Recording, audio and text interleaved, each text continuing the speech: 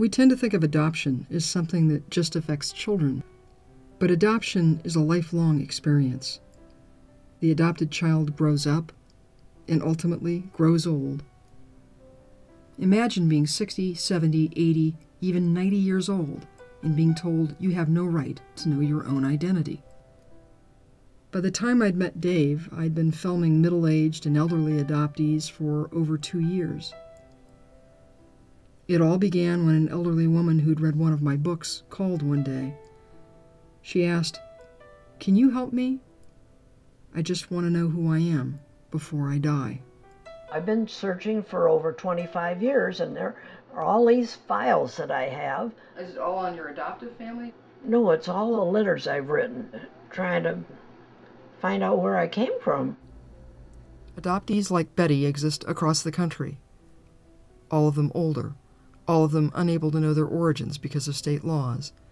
Their advancing ages and often decades-long failed searches, making the closed doors they face all the more absurd. Rock and Roll Hall of Famer Darryl McDaniels of Run DMC artfully captured the way in which secrets affect adoptees in his testimony to the New Jersey Senate. I remember when I went to search for my birth mother, and I said, "I want my birth certificate." And the lady looked at me, she said, "That don't exist, and this what killed me, to you." So you mean you know if there's something that says who I am, and you know that there, and you know it's on the paper, and it don't exist to me, do you know how that hurt me? That is somebody's identity, y'all.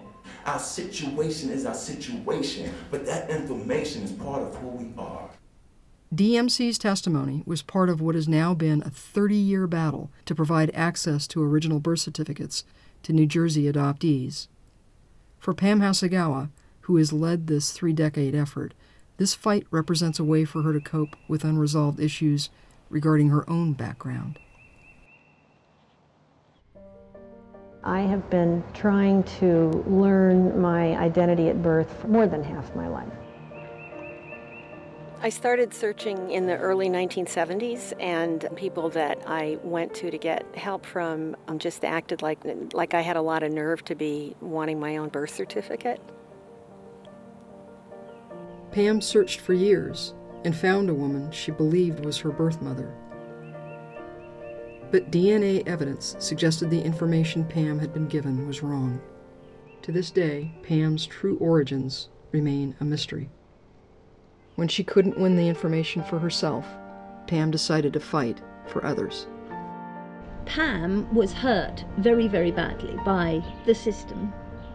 And instead of moaning about it and becoming utterly self-absorbed with the pain of it, she spent the last 27 years trying to get birth records opened in the state of New Jersey, which is where she lives. Pam has had to face powerful lobbies from the Catholic Church to the State Bar Association to the ACLU.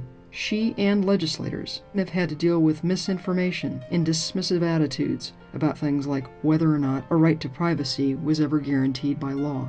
The bottom line for us is that this is a privacy rights issue. Can you cite statute that specifically states that the purpose of that 1940 law was to protect the privacy of the birth parent? No, I cannot do that, but I don't think that's relevant. And I find it very strange when people talk about a birth mother's right to privacy when what they mean is the birth mother's right to privacy from her own child. I have always considered myself a part of my birth mother's privacy, not apart from it. Despite winning battles and hearings, the defeats have been many, and the legislation has never passed.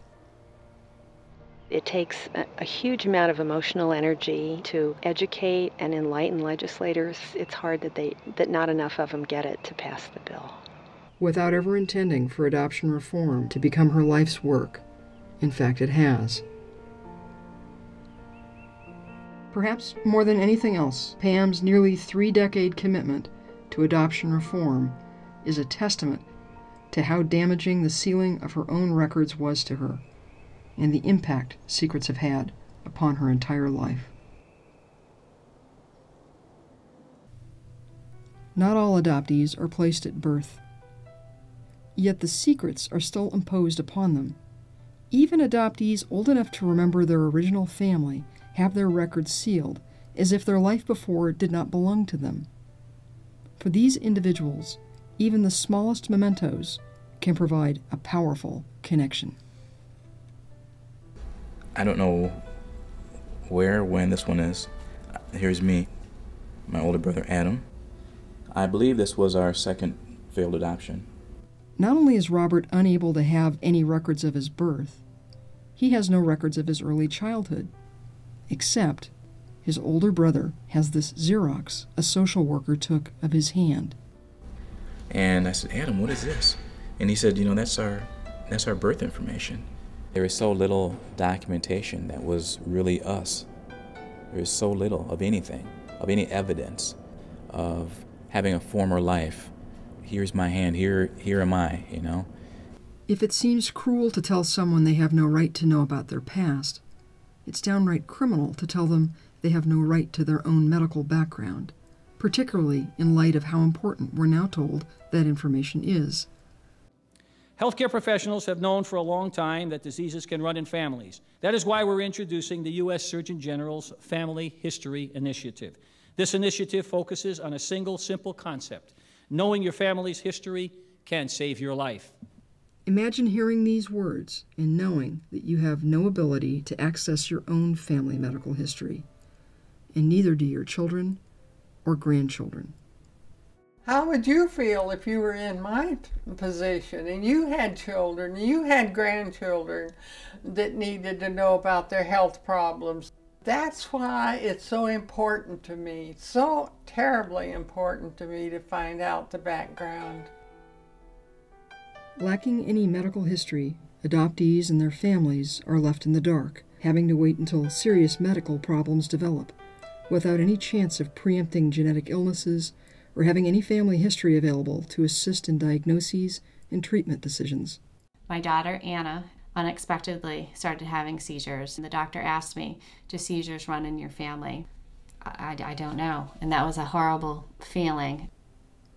One of the staunchest opponents of access legislation has been the National Council for Adoption. Yet in making their argument against access, they actually make the case for adopted citizens. We believe that every person has a right to control their personal information. That is all adoptees are seeking, control of their own information. Citizens across the country, from New Jersey to California, are now trying to change state laws regarding adoptee access to information, their combined voices asking the question, why must an adopted citizen's own roots be kept secret from them forever?